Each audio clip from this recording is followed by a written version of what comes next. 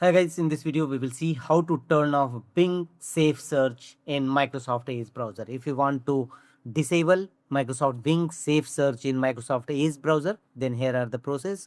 Launch Microsoft Edge browser first, and here from the top right corner you will find address bar, and here type bing.com and press enter.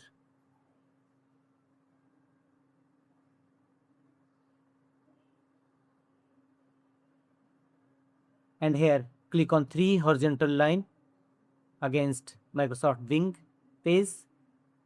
Click on it, and here you will find Safe Search. Click on it, and here you will find under Safe Search three options: strict, moderate, and off.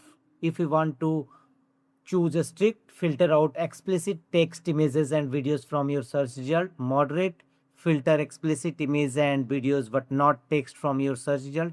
And if you want to choose off, your Safe Search is completely being turned off. And finally choose save. Agree the terms and condition. Click on agree, and you have successfully turned off Safe Search in Microsoft Bing and Microsoft Edge browser. You can see Safe Search is off. If you want to enable it, then choose moderate option and click on save. So you can easily enable or disable Safe Search, Microsoft Bing Safe Search in Microsoft Edge browser. That's all.